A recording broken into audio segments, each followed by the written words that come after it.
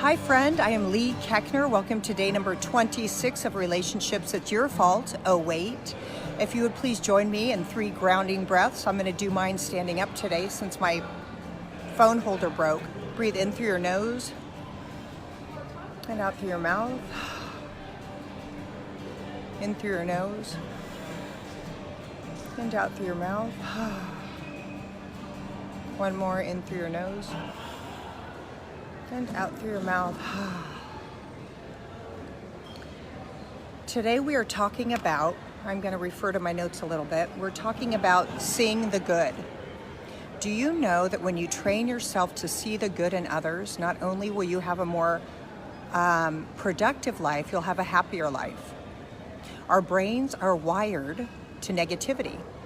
And oftentimes, especially if we feel vulnerable and we're around someone, our brain immediately jumps on negativity and starts to look at things that bother us, upset us, get on our nerves, and we instantly can be in a situation looking at someone we don't know going, this person's on my nerve, they suck, I hate how they're talking, I can't stand that noise they're making.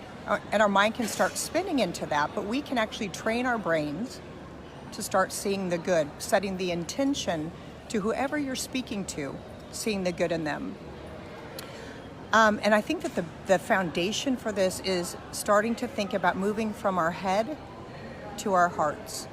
So every time we walk up to someone, no matter if it's a cashier, your partner, your kid's teacher, your child, whoever it is, taking a pause and going, I'm going to move from my head to my heart and allow my heart to be part of connecting with this other human being, and realizing inside the other person is that innate goodness that we have as well. Here's a way that you can do it.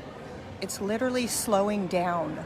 We move so fast, we're almost like ping pong balls or pinball machine balls just banging off of each other. Hi, I'm here to say this and to get this from you, and now I'm moving on to the next thing. We're always on the go, checking off our to-do lists. If we can slow down, set the intention. When you think about your health, you can be happier, healthier, and more productive by seeing the good in someone. That seems pretty easy, like an easy way for us to boost our life. Slowing down. Another thing you can do besides slowing down is when you look at the person, notice what they're good at. Are they fast at ringing your food up? Are they fast at da-da-da-da? Are they good at really looking you in the eye and listening? Notice what they're good at. Start being aware of other people's abilities. And then you can share that with the person. Hey, I just wanted to tell you, I only got to talk to you for a minute. This just happened to me, actually. There was a woman sitting next to me in this conference I'm at, and she had like just the right perfect angled haircut, a cardigan on, matching jewelry with her perfect little shoes. She was so put together, and I'm like a hot mess. Like I ran in late and my coffee was spilling, and I have on too much effed up jewelry, and I've got a shirt on that says funny things. And like I sit down, and she just looked at my shirt, which I'll show you. It says spiritual badass. And I sit down and she kind of looks me up and down and reads my shirt, and she goes, so why do you think that you're a spiritual badass? Why do you wear that? What is the point you're trying to convey? And that's how she said it to me. And I got defensive. And I thought, who the hell are you, Mrs. Perfect? Just because I don't have cropped hairdo? And all these like silly thoughts went into my head. But I took a pause and I looked her in the eye and I said, you know, I like to live my life in the mess. And when my knees are scraped and bleeding, I like to wipe the blood off and show people and go, gosh, this hurts. How am I going to navigate my way out of this and bandage myself so I can stand up strong? And I go, I like to be in the mess of things, learn from it, and teach what I learn. And I think that that's badass when we face life head on and we're not afraid of it, and we're not afraid to be vulnerable and to share. And so that's it. I have a foundation and a strong core of who I am, but I also love that I'm human and messy, and I like to share that part because I think that's more relatable than just always sharing wisdom. And her face softened and she goes, wow, you and I do the same thing. You just do it messy and I do it more. And I said, like, put together on a couch, probably with pretty flowers and a candle burning in an office, and I do mine out in public, messy. And she goes, Yeah, we do the same thing. We both are working and sharing of ourselves, doing the same thing. We're just packaged differently.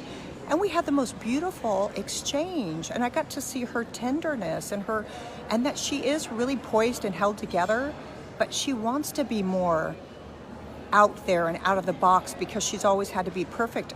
I'm creating a story around her right now, but I felt from her that she's always had to do things right and always had to be perfect and always had to look perfect.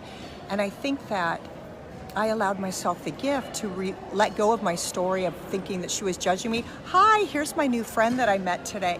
Not today, Hey. but hi. We're going to do little projects together, right? We are, absolutely. Yes. So, okay, I'm going to Okay. finish I was going to introduce her. I couldn't remember. I think her name is Melissa. Anyway, she's precious. So, I allowed myself to put away my insecurity, which caused a defensive thought against this polished woman next to me, and then look through that into her eyeballs and realize she wasn't being a dick. She was being very matter of fact. That was just her personality. So I softened, I shared my thing, she shared hers, and we got to have nice moments. And then she was kind of elbowing me through this guy's speech and stuff. It was just really sweet. It was sweet for me to slow down and to set aside that I was feeling a little messy and insecure and thought she was judging me because I was a hot mess. But really, she was really just curious why I wore a shirt that said Spiritual Badass. So anyway, and as you start to see the good in others, you are allowing yourself to see the good in yourself, because you cannot see what you do not possess. So the things that you really admire about other people and you see, start to own them, because they are mirroring back parts of you that are wonderful as well. Oh, and I just wrote down about the woman next to me that start being curious about your thoughts and how you show up. And if you start to look at someone and you start judging them, be curious with yourself. Well, why am I responding this way? What is it triggering in me? And kind of going back to that ownership. And realize when we're insecure and we see something shitty outside of us, we're projecting our insecurities on somebody else, making them bad or wrong so we can be off the hook that we're feeling weird.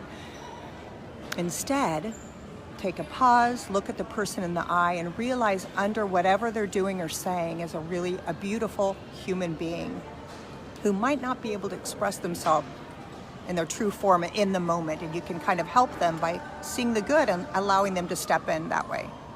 And allowing yourself and being happier and more productive and feeling better. So it's a win-win-win-win-win. Seeing the good in others is a win-win, win-win-win. I think that's my quote, because I didn't write one.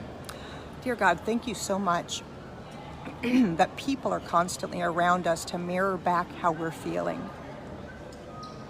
That our outer reality is a reflection of what's going on inside of us. Let us see the good in others so that we may allow ourselves to see the good in ourselves.